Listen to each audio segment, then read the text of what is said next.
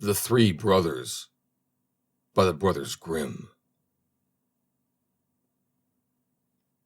There was once a man who had 3 sons, and nothing else in the world but the house in which he lived. Now each of his sons wished to have the house after his father's death, but the father loved them all alike, and did not know what to do. He did not wish to sell the house, because it had belonged to his forefathers. Else he might have divided the money amongst them.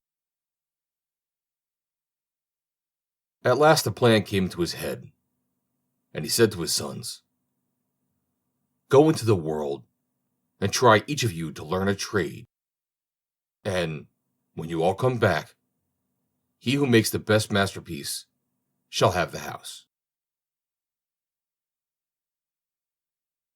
The sons were well contented with this, and the eldest determined to be a blacksmith, the second a barber, and the third a fencing master. They fixed a time when they should all come home again, and then each went his way. It chanced that they all found skillful masters, who taught them their trades well. The blacksmith had to shoe the king's horses, and he thought to himself, "The house is mine without doubt." The barber only shaved great people, and he, too, already looked upon the house as his own. The fencing master got many a blow, but he only bit his lip and let nothing vex him. "For," said he to himself, "if you are afraid of a blow, you'll never win the house." When the appointed time had gone by, the 3 brothers came back home to their father. But they did not know how to find the best opportunity for showing their skill. So they sat down and consulted together. As they were sitting thus, all at once, a hare came running across the field. "Aha! Just in time," said the barber. So he took his basin and soap, and lathered away until the hare came up.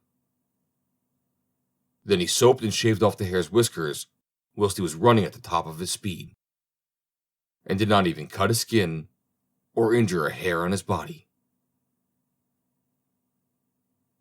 "Well done," said the old man. "Your brothers will have to exert themselves wonderfully, or the house will be yours."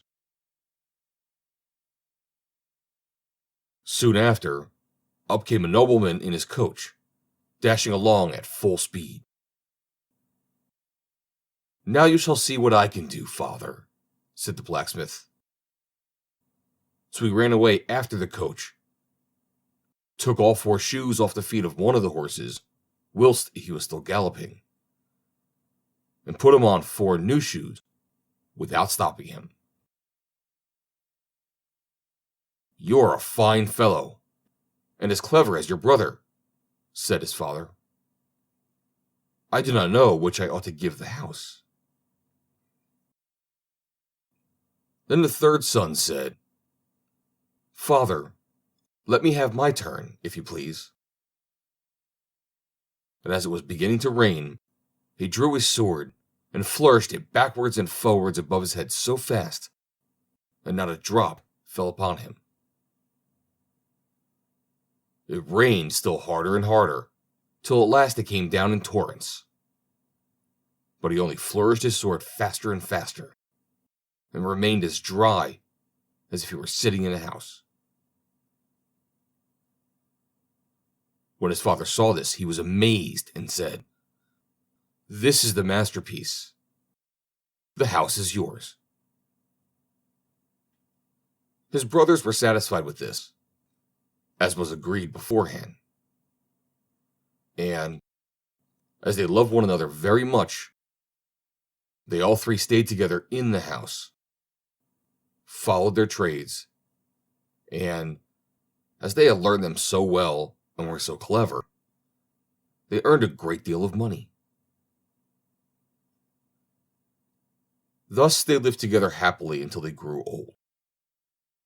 And at last, when one of them fell sick and died, the two others grieved so sorely about it that they also fell ill, and soon after died. And because they had been so clever, and had loved one another so much, they were all laid in the same grave. The end.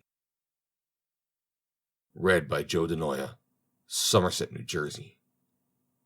June 16, 2020.